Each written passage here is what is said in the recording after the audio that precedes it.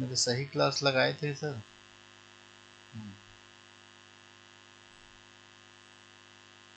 नहीं आ रहा है इसमें।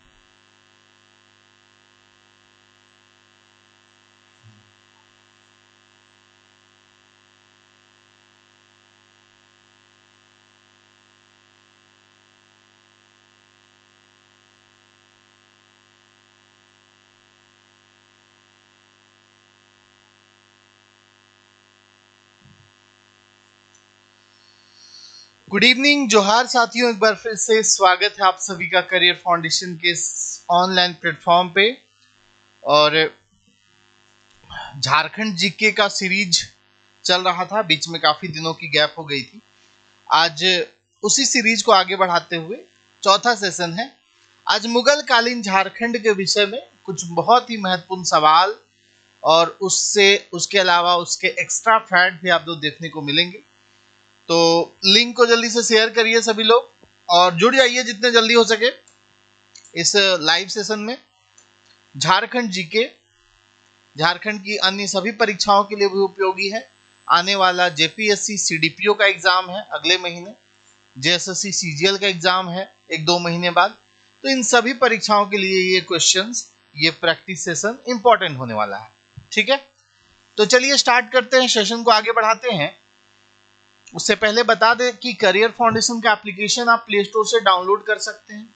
वहां पे आपको हमारे पेड कोर्सेज मिल जाएंगे, जहां पे आपको कंप्लीट कोर्स किसी भी एग्जाम के लिए मिलता है, उसके पीडीएफ नोट्स मिलते हैं, साथ ही साथ एमसीक्यू सेशन भी मिलता है, जिससे आपकी तैयारी पूरी कंप्लीट हो सकती है।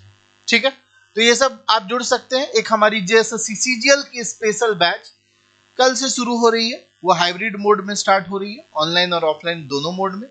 तो अगर आप ऑफलाइन आ सकते हैं तो ऑफलाइन आ जाइए, 4 बजे से क्लासेस है, उससे पहले आकर के अपनी रजिस्ट्रेशन प्रोसेस, एडमिशन की प्रक्रिया पूरी कर ले।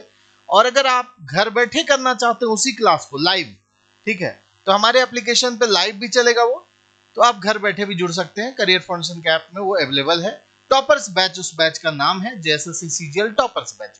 उसमें जुड़ करके घर बैठे एक बार जो पहले से तैयारी की हो वो लोग भी रिवीजन कर सकते हो। जो नए हैं अभी, जिनकी तैयारी अच्छी नहीं है, उनके लिए बहुत अच्छा है, तो उस बैच के साथ जुड़ सकते हैं। उसके अलावा सीडीपीओ की क्लासेस चल रही है, जेपीएससी की क्लासेस चल रही है, ठीक है, सहायक आचार्य की क्लासेस चल रही है, लेडी सुपरवाइजर है, लैंग्वेज पेपर आप पढ़ सकते हैं हमारे साथ जुड़ करके। ये सारी क्लासेस आपको एप्लीकेशन पे मिल जाने वाली है। हाई कोर्ट की तैयारी अगर आप कर रहे हैं, हाई कोर्ट सिविल कोर्ट की जो वैकेंसी आई थी, तो उसकी भी क्लासेस करियर फाउंडेशन के एप्लीकेशन पे चल रही है। ठीक है, चलिए स्टार्ट करते हैं। ये कुछ जेट के बारे में इंफॉर्मेशन है, जेट की भी क्लासेस चल रही है। पहला प्रश्न है, सल्तनत काल। सल्तनत काल के समय बोल रहा है, यहां हालांकि 1940 लिख दिया है, लेकिन 1940 नहीं होना चाहिए क्योंकि ये गलत लिखा हुआ है। सल्तनत काल 1940 तो हो ही नहीं सकता है। ठीक है, ये बात है 1340 की। ठीक है, ये टाइपिंग मिस्टेक है यहां पर। ये है सल्तनत काल 1340 की बात है। 1340, ठीक है। 1340 ईस्वी में किसके द्वारा हजारीबाग पर आक्रमण किया गया था? ठीक है, 1340 सल्तनत काल चल रहा था। सल्तनत काल में आप सभी जानते हैं कि दिल्ली सल्तनत के जो शासक का जो समय था, जिसमें कि आपने देखा कि गुलाम वंश होता है, उसमें सैयद वंश होता है, लोधी वंश होता है, तुगलक वंश होता है, ये पूरा जो है वो दिल्ली सल्तनत का वंश था। और पूछा गया है कि सल्तनत काल में 1340 में झारखंड के बारे में कि हजारीबाग में जो आक्रमण किया गया था वो किसके द्वारा किया गया था? कपिलेंद्र गजपति, बख्तियार खिलजी, मलिक बया या फिर छज्जू मलिक? चलिए आप लोग उत्तर दीजिए सबसे पहले। सारे लोग इस प्रश्न का सही उत्तर दीजिए कि इसमें हजारीबाग पे जो आक्रमण किया गया था सल्तनत काल में, वो किसके द्वारा किया गया था? ठीक है, ये प्रश्न आप सभी से पूछा जा रहा है। चलिए बहुत अच्छा, कमेंट कीजिए जल्दी से। गुड इवनिंग रानी कुमारी, रोशनी, साकेत, मोहन, मनोज, सभी का स्वागत है। चंदन जुड़ चुके हैं, निकिता जुड़ चुकी हैं, श्रेया जुड़ चुकी हैं, सभी का करियर फाउंडेशन के इस मंच पे बहुत बहुत स्वागत है। तो इस प्रश्न का सही उत्तर आप लोगों ने सोच लिया होगा दोस्तों, ये है मलिक बया। मलिक बया ने हजारीबाग क्षेत्र में आक्रमण किया था जिस समय सल्तनत काल चल रहा था। वैसे तो सल्तनत काल बहुत लंबा टेन्योर है, लेकिन मलिक बया जो था उसके बारे में अगर हम बात करें तो ये मोहम्मद बिन तुगलक का सेनापति था। अलग अलग राज्य के अलग अलग राजाओं के अपने अपने सेनापति भेजे जाते थे, तो मलिक बया किसका सेनापति था? मोहम्मद बिन तुगलक, ठीक है, जिसको आप लोग एमबीटी बोलते हैं शॉर्ट फॉर्म में। मोहम्मद बिन तुगलक का सेनापति था। यानी कहने का मतलब यह हुआ कि मोहम्मद बिन तुगलक के शासन काल में ही 1340 ईस्वी में तुगलक वंश चल रहा था। हजारीबाग क्षेत्र पर मोहम्मद बिन तुगलक का सेनापति मलिक बया के द्वारा जो है आक्रमण किया गया था। ठीक है, चलिए बहुत अच्छा चंदन जी, रंग हो गया आपका। अगला सवाल देखिए, अगला है उड़ीसा के किस शासक ने 15वीं सदी के मध्य में संथाल परगना पर आक्रमण किया था? ठीक है, आप लोग आंसर करिए।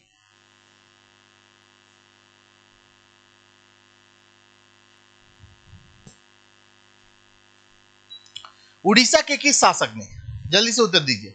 छज्जू मलिक दिया है, बख्तियार खिलजी दिया है, मलिक बया दिया है, कपिलेंद्र गजपति। ये उड़ीसा का शासक था, ये तो क्लियर कर दिया क्वेश्चन में। और बोल रहा है 15वीं सदी के मध्य में संथाल परगना पर आक्रमण किया था। इससे पहले हम लोगों ने क्वेश्चन जो किया उसमें क्या बोला कि हजारीबाग पर आक्रमण था। इस बार क्या बोल रहा हूं, संथाल परगना पर किसने आक्रमण किया था? चलिए बताइए। वो उड़ीसा का शासक था, सभी को याद होगा, पहले भी ये क्वेश्चन आप लोग बहुत ही अच्छे से पढ़ चुके होंगे। ठीक है ना, चलिए उत्तर दीजिए।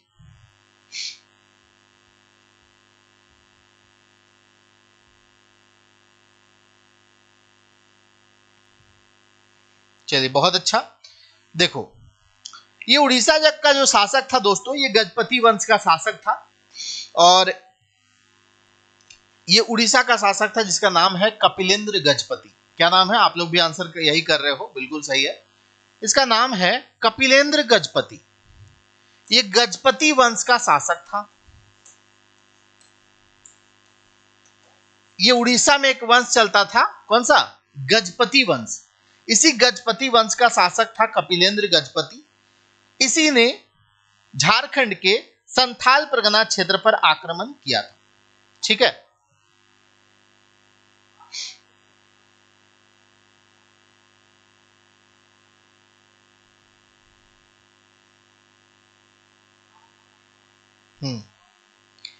क्या हुआ था ना दोस्त कि गजपति वंश दक्षिण पूर्व भारत का एक महाशक्ति बन गया था। ठीक है, उसने संथाल परगना और हजारीबाग छोड़ करके, जैसे हम यह पूछा जा रहा है कि इस क्वेश्चन की अगर हम बात करें, संथाल परगना क्षेत्र में, हजारीबाग में भी हालांकि था कुछ एरिया में, कपिलेंद्र गजपति जो है गजपति वंश का शासक था, इसने संथाल परगना पर आक्रमण किया था। ठीक है, अगला देखिए। मलिक बया द्वारा संथाल सरदारों को हराए जाने के बाद, अब ये क्वेश्चन यहां मेरा ये बनेगा, ये मलिक बया किसका सेनापति था? सोच के रखिएगा, आप लोग सोच के रखिएगा, इस तरह के क्वेश्चन पूछ दिए जाते हैं। आर ठीक है, कमेंट ऑफ, कहाँ कमेंट ऑफ? कमेंट ऑफ तो नहीं है। हाँ, उत्तर दीजिए, जल्दी जल्दी उत्तर दीजिए सभी लोग। क्वेश्चन है, मलिक बया द्वारा संथाल सरदारों को हराए जाने के बाद किस किले पर अधिकार कर लिया गया? मलिक बया जो है वो जब संथाल सरदारों को हरा दिया तो कौन से किले पर कब्जा कर लिया था? पलामू का किला, पदमा का किला, तेलियागढ़ का किला या बीघा का किला? चलिए, चार ऑप्शन आप सभी के समक्ष प्रस्तुत है। आप लोग पढ़िए और उत्तर दीजिए। सभी लोग पढ़िए और उत्तर दीजिए, इस प्रश्न का सही उत्तर क्या होगा? मलिक बया, आप लोग मुझे यह भी बताइएगा कि मलिक बया जो था वो किसका सेनापति था, है ना? मलिक बया जो था वो किसका सेनापति था, यह भी आप लोगों को बताना है।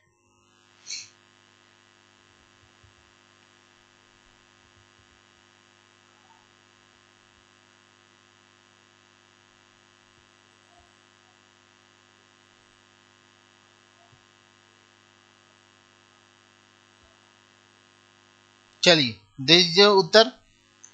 देखो कुछ लोग आंसर आ भी रहा है। देखो मलिक बयां जो संथाल सरदारों को हराए जाने के बाद किस किले पर अधिकार कर लिया था, तो वो किला था दोस्तों आपका कौन सा, बीघा का किला। ठीक है, सन 1340 की बात है। बीघा का किला ये पड़ता हजारीबाग क्षेत्र में। बीघा का किला पर आक्रमण कर लिया था मलिक बयां ने संथाल सरदारों को हराने के बाद। एक्चुअली क्या था ना कि उस समय संथाल सरदार जो है ना वो चई क्षेत्र में रहते थे। ठीक है, और इस क्षेत्र की राजधानी हुआ करती थी बीघा। आप लोग सोचिए कि संथाल परगना में रहते होंगे तो फिर ये बीघा के पर कैसे कब्जा किया, ये आपके दिमाग में आ रहा होगा ना। तो मैं आपको बता दूं दोस्तों कि संथाल लोग पहले हजारीबाग क्षेत्र में आके बसे थे। हजारीबाग का वह क्षेत्र जिसको हम लोग चई क्षेत्र बोलते हैं, चई चंपा बोलते हैं, चई चंपा। उसी चई चंपा क्षेत्र का मेन जो केंद्र था वो था बीघा। ठीक है, और बीघा में उसका किला बना हुआ था।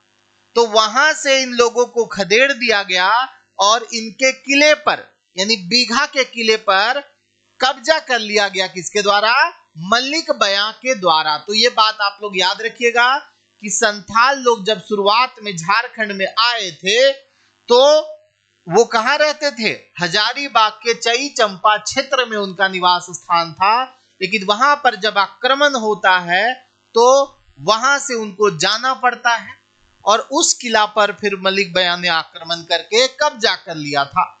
आप लोग मुझे एक बार बता दीजिए कि मलिक बयां किसका सेनापति है?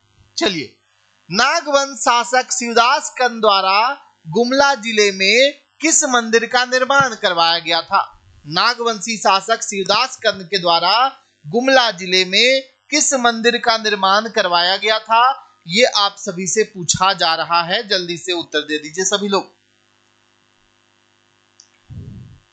हाँ जी, उत्तर दे दीजिए। शिवदास कर्ण की बात करें तो ये फिरोज शाह तुगलक के शासनकाल, जिस समय फिरोज शाह तुगलक का आक्रमण हुआ था उस समय नागवंशी शासक था ये, है ना। ये जो है ना शिवदास कर्ण, फिरोज शाह तुगलक, फिरोज शाह तुगलक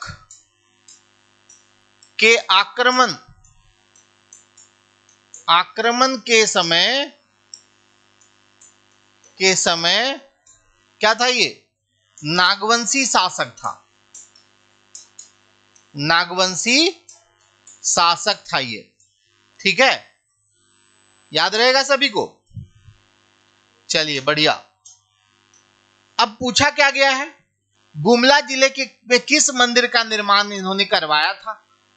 तो आप सभी को पता होगा दोस्तों, ये है हापा मुनि मंदिर। कौन सा मंदिर है? ये हापा मुनि मंदिर जो आप लोगों को गुमला जिला के अंदर मिलता है। और इस मंदिर का निर्माण शिवदास कर्ण के द्वारा कराया गया था। कहां पर? गुमला जिले के घाघरा में, है ना। ये मंदिर कहां पर है? घाघरा। घाघरा कहां पड़ता है भाई? तो गुमला जिला में पड़ता है। इसका निर्माण किसने करवाया था? तो शिवदास कर्ण ने करवाया था। कब करवाया था? 1401 ईस्वी में करवाया था। कब करवाया था? यह भी याद रखना, 1401 ईस्वी में करवाया था। और शिवदास कर्ण एक नागवंशी शासक था। कब? जब झारखंड के इस नागवंशी क्षेत्र में फिरोज शाह तुगलक का आक्रमण हुआ था। नेक्स्ट देखिए, संथाल क्षेत्र में निर्मित तेलियागढ़ी दुर्ग का प्रथम उल्लेख कहां देखने को मिलता है? संथाल क्षेत्र में निर्मित तेलियागढ़ी दुर्ग का प्रथम उल्लेख कहां देखने को मिलता है? दुर्ग एक प्रकार का किला ही होता है दोस्तों। इसका उल्लेख कहां देखने को मिलता है? फटाफट उत्तर दीजिए सभी लोग।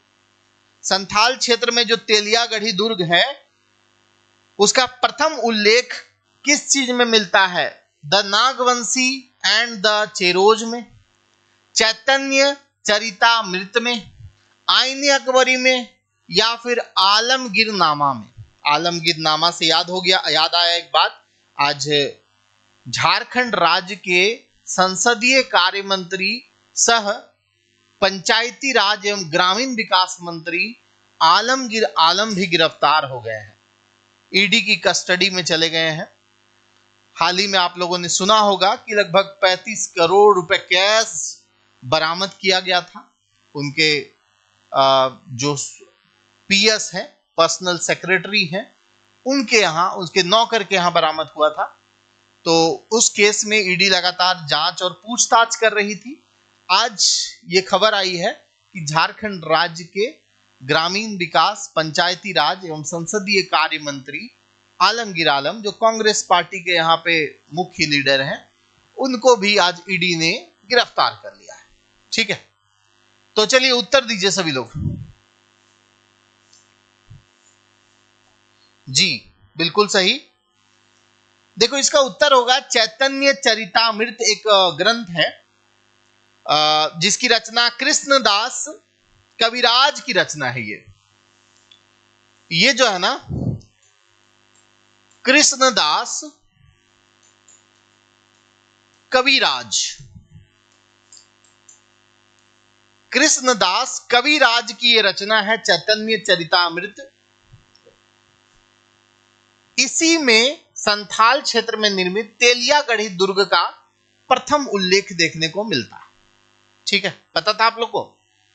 पता था इस क्वेश्चन का आंसर आप लोग को? चलिए, थोड़ा शेयर भी कर दीजिएगा दोस्तों, सभी दोस्तों से अनुरोध होगा। अगला है, खवास खां किस मुगल शासक का सेनापति था?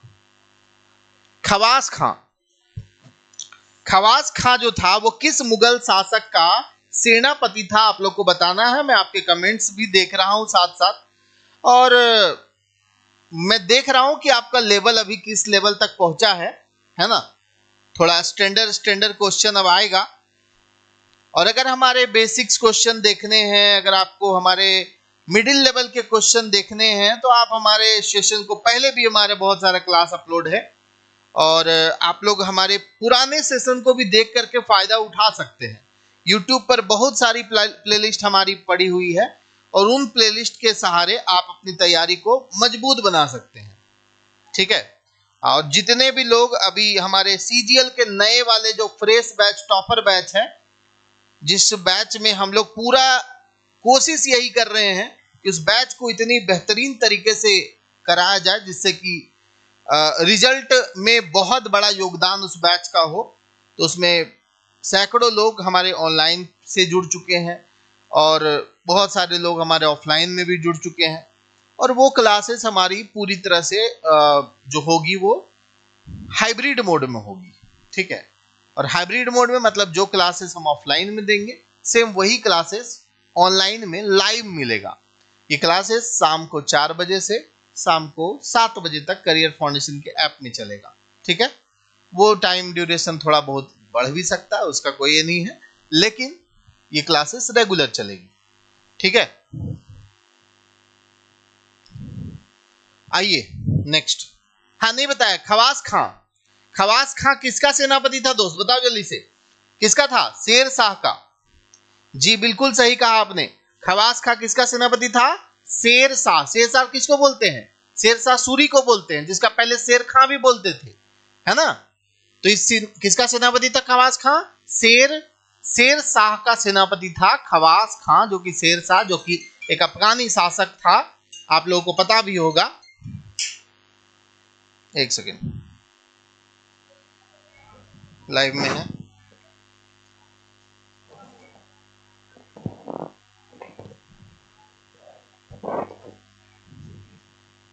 ठीक,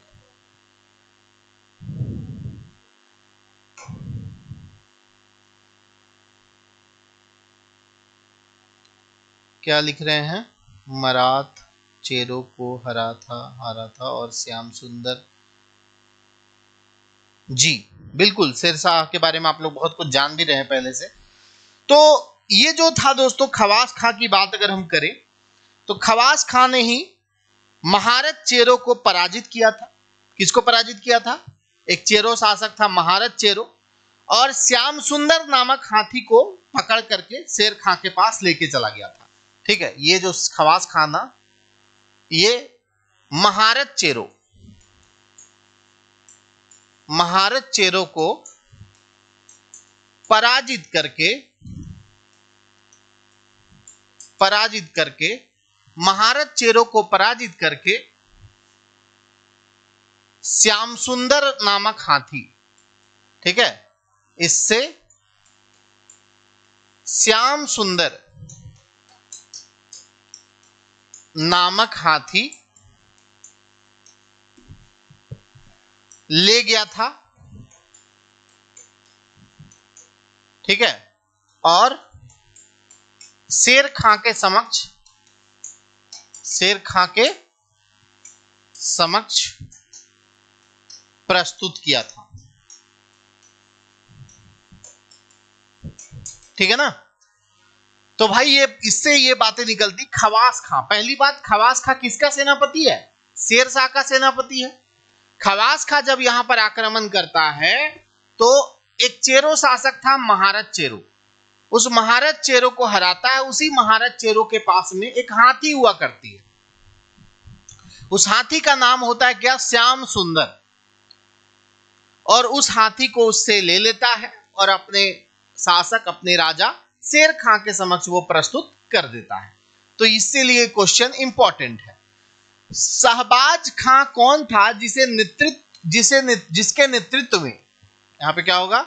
जिसके नेतृत्व में 1585 ईस्वी में नागवंश पर आक्रमण कर उसे पराजित किया गया। शहबाज खां कौन था जिसके नेतृत्व में 1785 ईस्वी में नागवंश पर आक्रमण करके उसको पराजित किया गया?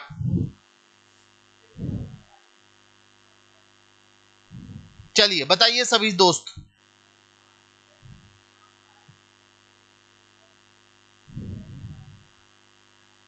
सभी लोग आंसर कर दीजिए। शहबाज खां के बारे में पूछा जा रहा है। ये शहबाज खां भी किसी का सेनापति था दोस्तों। किसका था ये था अकबर का सेनापति। शहबाज खां किसका सेनापति था? शहबाज खां अकबर का सेनापति था, जिसके नेतृत्व में चूंकि 1585 दिया था, इसी से समझ गए होंगे आप अकबर का शासनकाल है। नागवंश पर आक्रमण करके इसने भी नागवंशी राजाओं को हराने का काम किया था, इसको याद रखिएगा। अगला देखिए, अकबर के शासनकाल में किस विदेशी आक्रांताओं ने झारखंड को शरण स्थली बना दिया था? अकबर का जब शासनकाल आया ना, तो कुछ विदेशी आक्रांता जो लोग थे, विदेशी लोग जो थे, उसने झारखंड को अपना शरण स्थली बना रखा था। यहां से ही बंगाल क्षेत्र पर ये लोग आक्रमण करते थे, झारखंड की भूमि का उपयोग करते थे, झारखंड के वनों का उपयोग करते थे, झारखंड के रास्तों का उपयोग करते थे। ठीक है, तो कौन विदेशी आक्रांताओं से? अफगानिस्तानी जो विदेशी आक्रांता है, ये लोग झारखंड में अपना शरण स्थली बना करके रखे थे। ये बात भी आप लोगों को ध्यान रखना है, जैसे शेर खां था। ठीक है ना। अपने राज्य के विस्तार में उसने झारखंड क्षेत्र को एक शरण स्थली के रूप में यूज किया। इसमें सबसे महत्वपूर्ण विदेशी आक्रांताओं में अफगानी लोग थे। ठीक है, अगला देखिए। सन 1592 में उड़ीसा के किस अफगान शासक के विरुद्ध मुगल सेना ने आक्रमण किया? ठीक है, अफगान शासक था जो कि उड़ीसा क्षेत्र में शासन कर रहा था। 1592 की बात है। उड़ीसा के किस अफगान शासक के विरुद्ध मुगल सेना ने आक्रमण किया था? यूसुफ चक कश्मीरी, जुनैद कर्रानी, अब्दुल रहीम खाने खाना या फिर कतलगू खां? चलिए, बहुत बढ़िया सवाल है। अच्छे लेवल के सवाल मैं आप लोग के लिए लाया हूं दोस्तों, ताकि आप थोड़ा सा और डीपली स्टडी करें, क्योंकि जब तक डीपली स्टडी नहीं करेंगे आपका एग्जाम में सिलेक्शन उतना आसान नहीं है, क्योंकि कंपटीशन बहुत टफ है। अगर क्वेश्चन का लेवल हाई हो गया एग्जाम में, तो निश्चित तौर पर जो डीप स्टडी करके जाएंगे उन्हीं को इसका फायदा मिल पाएगा। ठीक है ना, समझ पा रहे हैं? चलिए, देखो भाई, इसका सही उत्तर जो लोग हमारे साथ डी दे रहे हो उनका बिल्कुल सही है। इसका उत्तर डी होगा भाई, है ना। 1592 में उड़ीसा के किस अफगान शासक, ये कतलगू खां जो है ना, ये एक अफगान शासक है, ठीक है ना। कतलगू खां क्या है, एक अफगान शासक है। और ये जो यूसुफ चक कश्मीरी है ना, ये मुगल सेना का नेतृत्व कर रहा था, मुगल सेना का नेतृत्व करता था। समझ पा रहे आप लोग? यूसुफ चक कश्मीरी जो है मुगल सेना का नेतृत्व कर रहा था, जबकि आक्रमण जो किया गया था मुगल सेना के द्वारा उड़ीसा के उस अफगान शासक के खिलाफ किया गया, जिसका नाम था कुतलगू खां। यह है याद की नहीं, बोलिए। नेक्स्ट आइए, मानभूम क्षेत्र, जो कि आप लोग जानते हैं धनबाद का क्षेत्र है ये, पर मुगलों की दृष्टि किस मुगल शासक के शासन काल में पड़ी। यानी मानभूम क्षेत्र पर मुगलों की दृष्टि, मतलब इस क्षेत्र में, चूंकि अभी तो वैसे खनिज संसाधन के लिए माना जाता है,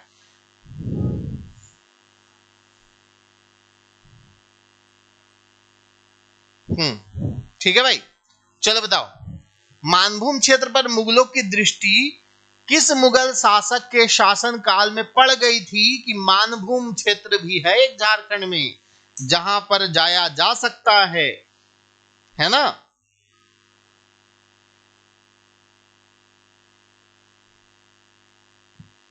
चलिए, बहुत अच्छा, उत्तर दीजिए, सभी लोग उत्तर देते चलिए। और ये सेशन 9 बजे वाली सेशन को अटेंड कीजिए, मैं प्रैक्टिस करा दूंगा इसमें। और बहुत सारा, मैं एक्चुअली क्या होता है ना, बहुत सारी प्रैक्टिस में ऑलरेडी यूट्यूब पर आपको मिल जाएगा। जब मैं क्लास नहीं ले पाता हूं किसी वजह, तो आप हमारे पुराने सेशन को देख सकते हैं, उससे भी आपको वही चीज मिलेगा। चलिए, बहुत बढ़िया। देखो आंसर इसका आ रहा है बिल्कुल सही, अकबर हो जाएगा। मानभूम क्षेत्र पे सबसे पहले अगर किसी का नजर पड़ा, किसी मुगल शासक का नजर पड़ा, तो वो था हमारा अकबर का, ठीक है। अकबर का नजर सबसे पहले हम लोग के मानभूम क्षेत्र में पड़ा था, ये बात आप लोग याद रखिएगा, ठीक है। कोई दिक्कत? अकबर का नजर पड़ा था उस समय। मान सिंह जो है वो बंगाल के मिदनापुर और उड़ीसा में अभियान चला रहा था, ठीक है। मान सिंह जो वहां का शासक था, मान सिंह, वो बंगाल और उड़ीसा के लिए उस समय अभियान चला रहा था। और उसी समय मुगल शासक अकबर का नजर हमारे मानभूम क्षेत्र पर भी पड़ जाता है, ठीक है। चलिए आइए नेक्स्ट क्वेश्चन। परा एवं तेलकुप्पी के मंदिर का जीर्णोद्धार तथा पंचेत किले का निर्माण किसने करवाया था, ठीक है। क्वेश्चन देखिए, परा एवं तेलकुप्पी के मंदिर का जीर्णोद्धार तथा पंचेत किले का निर्माण किसने करवाया था? मान सिंह ने, अकबर ने, बिरबल ने, या फिर टोडरमल ने? झारखंड में ही यह मंदिर है, परा एवं तेलकुप्पी के मंदिर, ठीक है। किसने करवाया था इसका निर्माण? देखो, इतिहासकार बीके गोखले जी कहते हैं कि जिस समय मान सिंह बंगाल एवं उड़ीसा का अभियान चला रहा था, ठीक है, मान सिंह जो है बंगाल एवं, आप लोग तो जानते हैं मान सिंह कौन है। मान सिंह तो उसी का सेनापति है ना, अकबर का ही तो सेनापति है मान सिंह। मैं क्या बोल दिया अभी पिछले वीडियो में जी। मानभूम क्षेत्र पर मुगलों की दृष्टि किस मुगल शासक के शासन काल में पड़ी, ठीक है। तो अकबर के शासन काल में पड़ी। और मान सिंह उस समय जो है, मान सिंह कौन है? अकबर का सेनापति है, अकबर का सेनापति है, इसी के नेतृत्व में पड़ा था। इसी को भेजा था इस क्षेत्र में, अकबर के सेनापति मान सिंह को। ठीक है, तो मान सिंह जो बंगाल एवं जिस समय मान सिंह बंगाल और उड़ीसा अभियान चला रहा था, उसी समय उसकी नजर जो पड़ती है वो मानभूम क्षेत्र पे पड़ती है। समझ पा रहे क्या बोलना चाह रहा हूं मैं?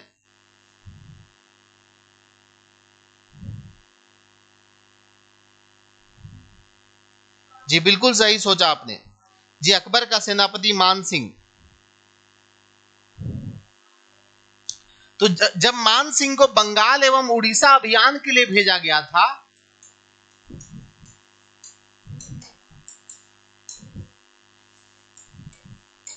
जब दोनों घटनाएं एक दूसरे से जुड़ी है, जब मान सिंह जो अकबर का सेनापति है, उसको जब बंगाल और उड़ीसा अभियान के लिए भेजा गया था, उस मान सिंह ने उस समय उसकी नजर मानभूम क्षेत्र पे पड़ी, धनबाद क्षेत्र पे पड़ी। दूसरा, उसी अभियान के दौरान इसने पारा एवं तेलकुप्पी के मंदिरों का जीर्णोद्धार करवाया। जीर्णोद्धार का मतलब होता है कि फिर से निर्माण, ठीक है, फिर से निर्माण करवाना, मतलब पहले से बना हुआ मंदिर को और बेहतर करना, वो होता है जीर्णोद्धार। तो याद रखिएगा, मान सिंह था वो। मान सिंह के आक्रमण के समय पलामू का राज्य, जिस समय मान सिंह का झारखंड क्षेत्र में आक्रमण हुआ था, उस समय पूछा जा रहा है कि उस समय पलामू का शासक कौन था। ठीक है, उस समय पलामू का शासक कौन था? कमेंट करिए सभी लोग। जिस समय मान सिंह का आक्रमण हुआ था दोस्तों, कहां पे? झारखंड क्षेत्र में। जिस समय मान सिंह का आक्रमण हुआ था, उस समय पलामू का शासक कौन था, ये पूछा जा रहा है आप सभी से। ठीक है, 1590-91 के आसपास की इसका वक्त है, जिस समय मिदनापुर जाते समय, जब वो उड़ीसा और बंगाल अभियान चला रहा था, मिदनापुर जा रहा था, उस समय मानभूम क्षेत्र पर नजर पड़ा। उसी समय उसने पराम तेलकुप्पी मंदिरों का जीर्णोद्धार भी करवा दिया।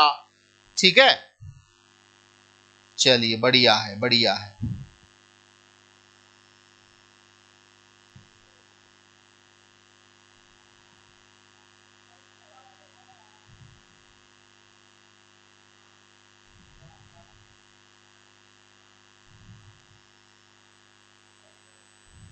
चलिए क्वेश्चन का आंसर दीजिए। कुछ लोग भागवत राय बोल रहे हैं, कुछ लोग रणपत चेरो बोल रहे हैं। क्वेश्चन क्या है?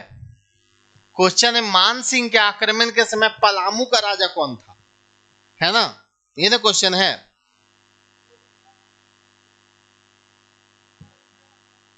जिस समय मान सिंह का आक्रमण हुआ था, देखो राजा मान सिंह जो है 1590 ईस्वी में चेरो राजा भागवत राय को पराजित किया, लेकिन उसे पलामू का राजा बने रहने दिया गया और मुगल फौज रख दी वहां पर। 1605 में मुगल बादशाह अकबर की मृत्यु से फैली गड़बड़ी को चेरो ने भरपूर फायदा उठाया। बाद में फिर से उसने कर वर देना मना कर दिया। ठीक है, चलिए उत्तर भागवत राय इज राइट आंसर। इसका करेक्ट आंसर क्या हो जाएगा दोस्त? भागवत राय। नेक्स्ट, मान सिंह ने जब राजमहल को बंगाल की राजधानी के रूप में स्थापित किया था, राजमहल क्षेत्र जो पड़ता है आप लोग को पता है साहेबगंज में पड़ता है, वो एक समय बंगाल का राजधानी बना। जी चलिए जल्दी जल्दी करते हैं क्वेश्चन को, थोड़ा सा लेवल ज्यादा रहने से ना दिक्कत होती है। ठीक है, मान सिंह ने कब राजमहल को, ये राजमहल बंगाल की राजधानी बनी थी आप सभी को पता है, वहां पे टकसाल भी स्थापित किए गए थे ये भी पता है, बाद में टकसाल को ढाका ट्रांसफर किया गया था ये भी आप लोग को पता है ना? तो क्वेश्चन ये है कि कब बंगाल की राजधानी झारखंड के राजमहल क्षेत्र को बनाया गया था, ये प्रश्न है, बहुत बढ़िया प्रश्न है ना? बताइए। 1592 राइट आंसर, जो भी हमारे दोस्त कर रहे हैं 1592 ईस्वी में राजमहल को 1592 ईस्वी में राजमहल को बंगाल की राजधानी बना दी गई।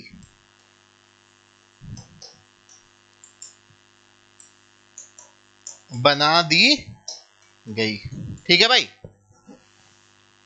1592 ईस्वी में राजमहल को बंगाल की राजधानी बना दी गई। ध्यान रखिएगा इसको।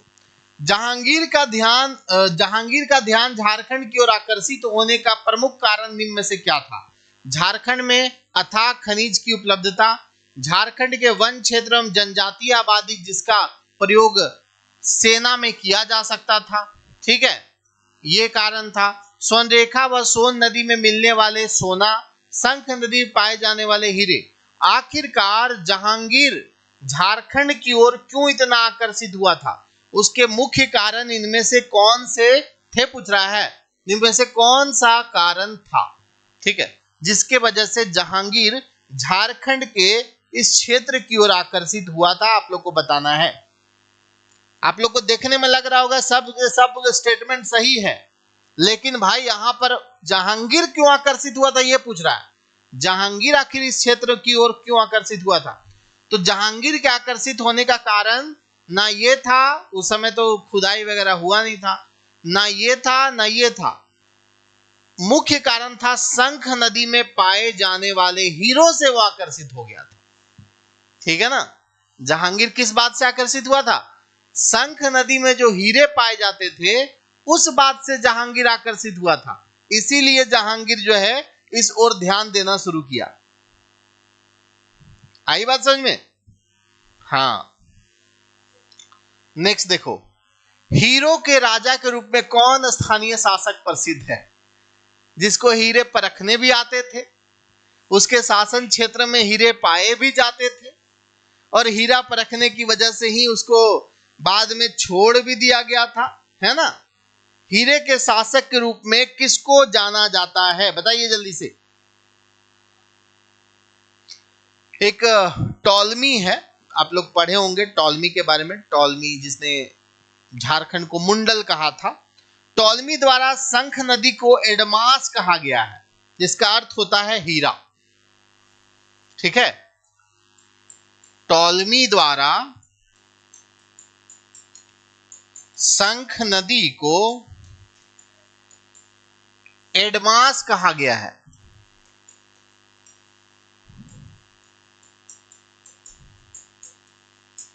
जिसका अर्थ क्या है? जिसका अर्थ है हीरा। ठीक है, कौन है भाई बताओ जल्दी से। आ गया सबका उत्तर?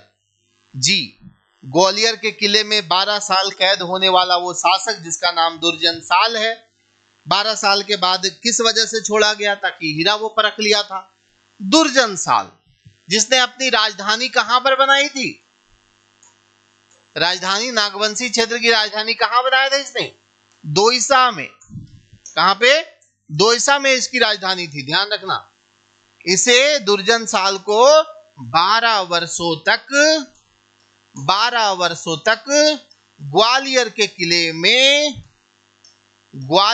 किले में कैद करके रख दिया गया था।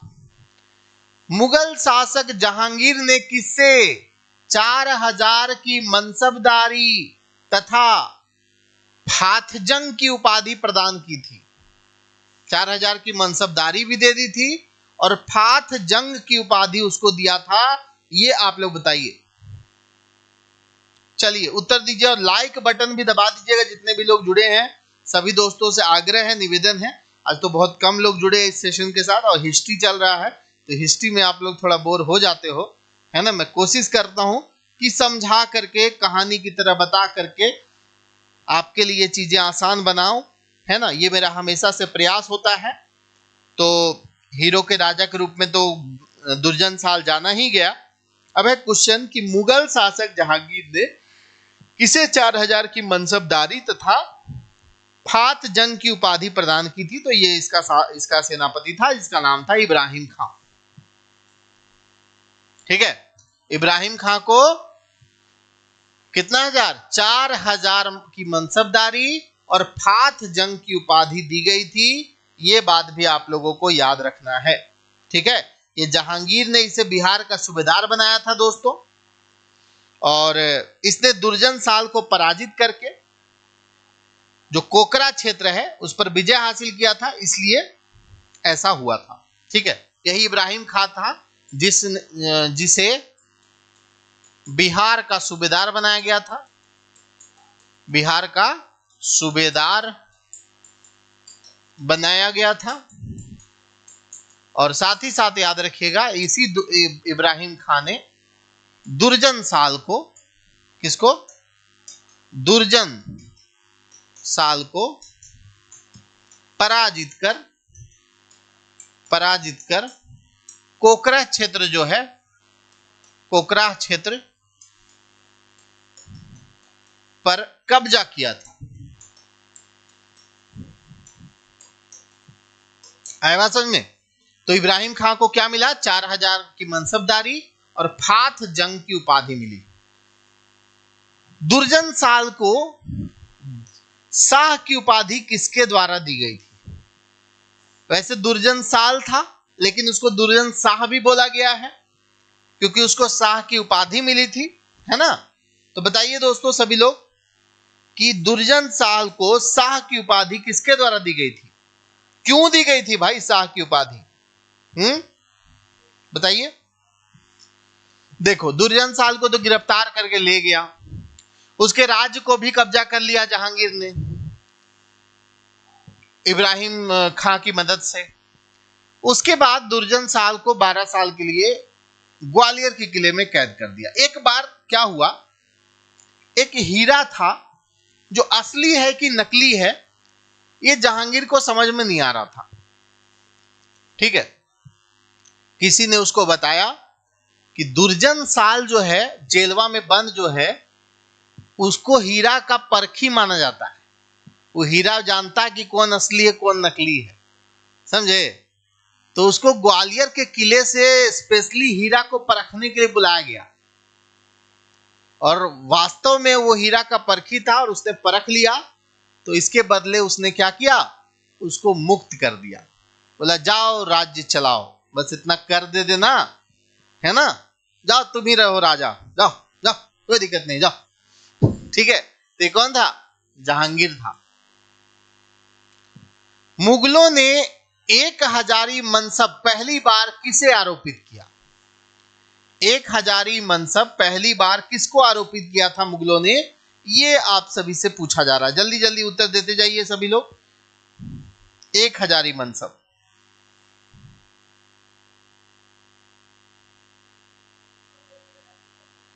एक 1000 मनसब दिया तो उसके बदले 1 करोड़ रुपया मूल्य वार्षिक कर के रूप में निर्धारित भी किया गया था, है ना।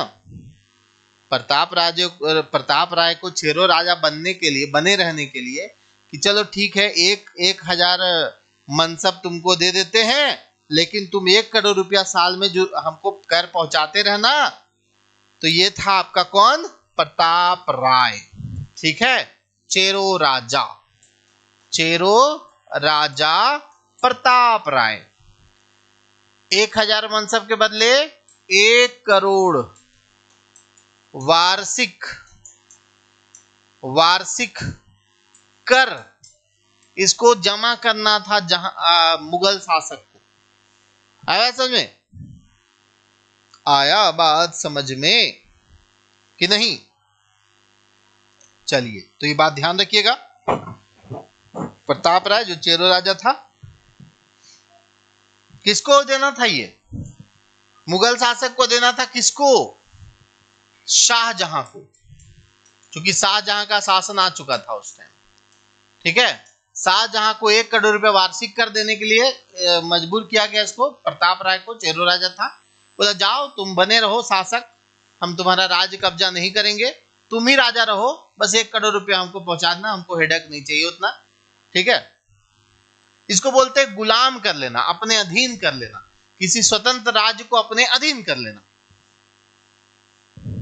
शाहजहां के शासनकाल में अंतिम समय में पलामू के चेरो राजा कौन था?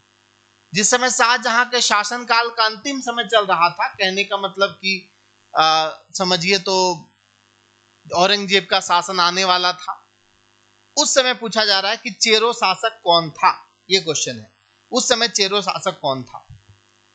तो ये जो समय है दोस्तों, अंतिम टाइम में चेरो शासक जो था वो मेदिनी राय था, जो कि बहुत ही महान शासक रहा मेदिनी राय।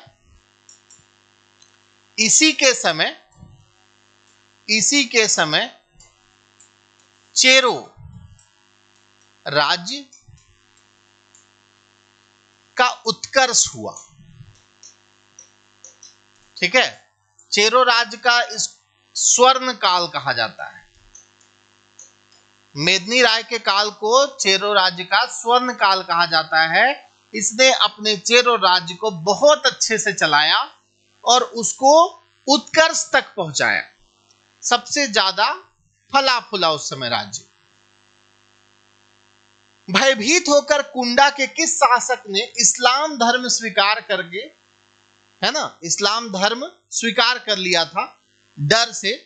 कुंडा का कौन सा शासक था जो डर के मारे इस्लाम धर्म को स्वीकार कर लिया था? उस समय ऐसा मजबूर किया गया था उसको, ये आपसे पूछा जा रहा है। उसका नाम क्या है दोस्तों?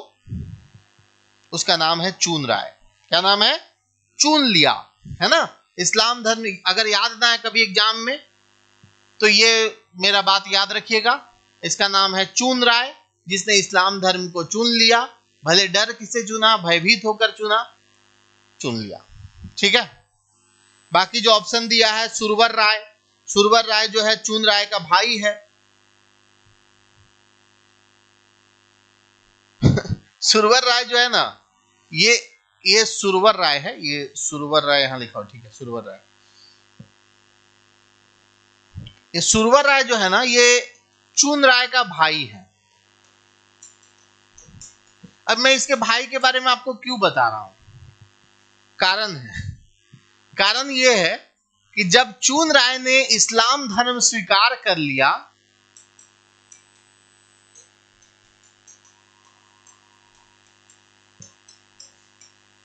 इसी कारण गुस्सा होकर के चून राय का भाई सुरवर राय ने चून राय की हत्या कर दी।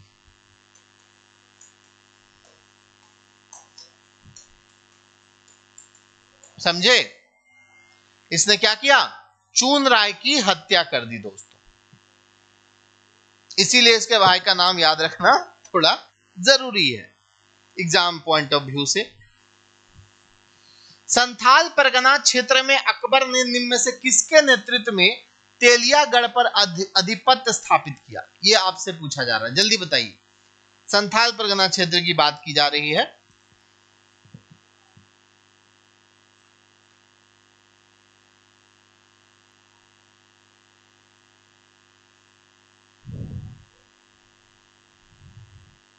चलिए उत्तर दीजिए सभी लोग।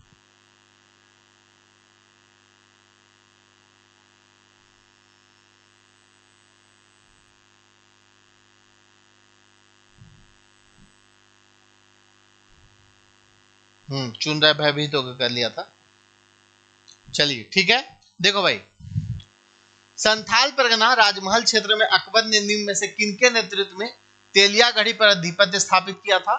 तो उसमें दो लोग थे, एक था खाने जहां, दूसरा था टोडरमल। इन दोनों के नेतृत्व में किया था राजमहल क्षेत्र पर अधिपत्य स्थापित। इसलिए आंसर कौन सा हो जाएगा? डी आंसर करेक्ट हो जाएगा। किन्हें नागवंशी परंपरा में एनीनाथ ठाकुर भी कहा जाता है? किसको नागवंशी परंपरा में एनीनाथ ठाकुर भी कहा जाता है? उत्तर दीजिए सभी लोग। नागवंशी परंपरा में बोला जाता है एनीनाथ ठाकुर, इसका नाम अलग है ना। कई सारे मंदिर का भी इसने निर्माण कराया है एनीनाथ शाह ने, आपको पता भी होगा। जगन्नाथ मंदिर एनीनाथ शाह ने। बाकी आप लोग पढ़ते होंगे रघुनाथ शाह ने बनाया चुटिया में एक मंदिर जिसका नाम है राम लक्ष्मण मंदिर। बोड़िया में मदन मोहन मंदिर, वो एक ही व्यक्ति है, उसी का नाम एनीनाथ शाह है, उसी का नाम रघुनाथ शाह है। समझे, ये रघुनाथ शाह ही है दोस्त। किन्हें नागवंशी परंपरा में एनीनाथ ठाकुर कहा जाता है। एनीनाथ ठाकुर और रघुनाथ शाह एक ही आदमी है। इसी के द्वारा जगन्नाथ मंदिर का निर्माण करवाया गया था। ठीक है, इसी के द्वारा मदन मोहन मंदिर का निर्माण करवाया गया था। राम लक्ष्मण मंदिर का निर्माण करवाया गया था।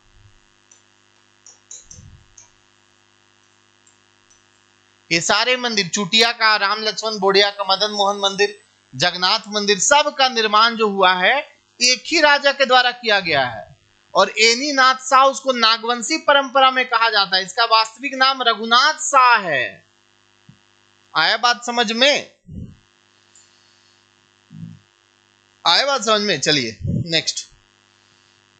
रघुनाथ शाह के धर्मगुरु कौन थे? राम शाह, हरिनाथ, वीर नारायण सिंह या फिर दुर्जन साल? चलिए बताइए जल्दी जल्दी आंसर, फटाफट आंसर दीजिए।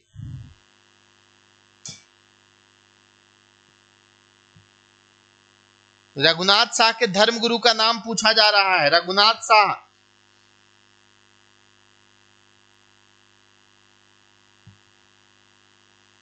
इसको शाह की उपाधि मुगलों के द्वारा दी गई थी, है ना। और इसके जो गुरु थे वो हरिनाथ थे। गुरु कौन थे? हरिनाथ इनके गुरु थे। नेक्स्ट देखिए, नागपुर दरवाजा किस स्थान से लाकर स्थापित किया गया है? आप सभी को पता होगा नागपुर दरवाजा के बारे में, कहां से उठा करके उसको कहां पर स्थापित किया गया है, यह पूछा जा रहा है। तो आप सभी जानते होंगे कि मेदिनी राय इसको लेकर के आए, है ना।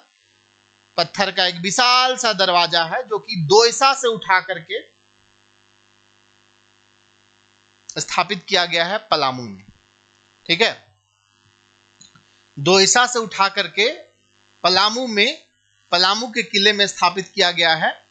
ये दोयसा में लगा हुआ था पहले नागपुर दरवाजा। किसके द्वारा ले जाया गया है? मेदिनी राय के द्वारा। मेदिनी राय के द्वारा। ठीक है, किस स्थानीय शासक द्वारा 1667 ईस्वी में मुगल आक्रमण के भय से राजधानी बादम के स्थान पर रामगढ़ स्थानांतरित किया गया? ठीक है, तो कौन सा रामगढ़ कौन स्थापित किया था? बताइए सभी लोग। रामगढ़ स्थापित करने वाला शासक कौन था? दलेल सिंह था ना, जो बादम के स्थान पर राजधानी को रामगढ़ ले गया था, रामगढ़ की राजधानी को, वो दलेल सिंह था। सभी को याद है ना ये क्वेश्चन? बहुत बढ़िया। रामगढ़ के राजाओं के बारे में हम कई बार बता चुके हैं, कौन कौन से राजा रहे हैं, कौन कौन सी राजधानियां रही है ना। आप लोग को पता होगा। पहली राजधानी, अंतिम राजधानी खाली बता दो आप लोग, मैं मान लूंगा आप लोगों को। ठीक है ना दोस्त। चलिए, तो ये एक सीरीज था 25 क्वेश्चन का। फिर इसके आगे का जो है मैं अगले सेशन में आप लोगों के बीच में लेकर आऊंगा। कैसा लगा आप लोग कमेंट करके जरूर बताइएगा। एक क्वेश्चन मैं छोड़े जा रहा हूं आप लोगों को, उस क्वेश्चन का जवाब आप लोग को क्या करना है? कमेंट बॉक्स में देना है। ठीक है, क्वेश्चन हमारा ये है दोस्तों कि किस मुगल शासक के शासन काल में, आसान क्वेश्चन दे रहा हूं, आराम से आप कमेंट कर सकते हैं, अभी मत कीजिएगा, वीडियो खत्म होने के बाद कीजिएगा। किस मुगल शासक के शासन काल में झारखंड, मुगल साम्राज्य का झारखंड के बीच वास्तविक संपर्क स्थापित किया? यह आप लोगों को सेशन के बाद आप लोगों को क्या करना है? कमेंट बॉक्स में लिख देना है। ठीक है, बाकी कल हमारे साथ कौन कौन जुड़ रहे हैं बता दीजिए। कल सीजीएल की एक नई बैच शुरू हो रही है। वो सीजीएल क्या, अगर आप कोई भी एग्जाम की तैयारी करें, उसमें मैथ बेहतरीन, जीरो लेवल से बेसिक लेवल से एडवांस लेवल तक, झारखंड जी के मैं पढ़ाऊंगा बेसिक से एडवांस लेवल तक। ठीक है, साइंस उसमें पढ़ाया जाएगा, कंप्यूटर पढ़ाया जाएगा, जीएस पढ़ाया जाएगा, पेपर 3 के मैक्सिमम, साथ में सेकंड पेपर में भी अगर आपको दिक्कत है तो उसके लिए भी हेल्प किया जाएगा।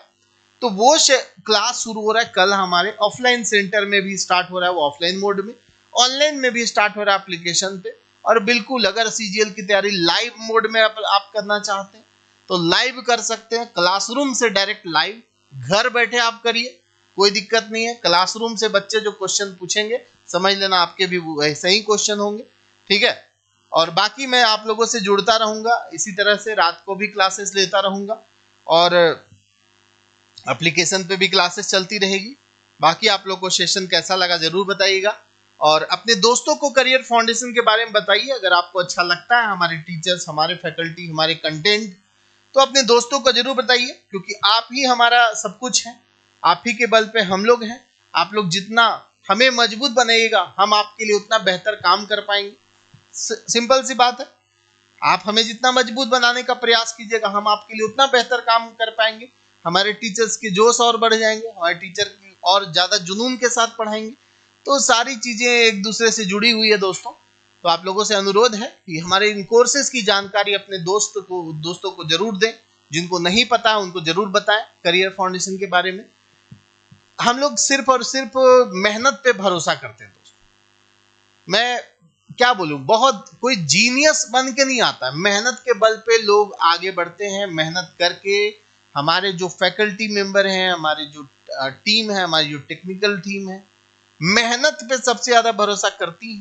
पूरी रिसर्च होती है, पूरे एनालिसिस होता है और मेहनत होता है कंटेंट पे। आज आप लोग को इतना आसान भाषा में चीजों को समझाया जाता है तो उसके पीछे बहुत काम होता है।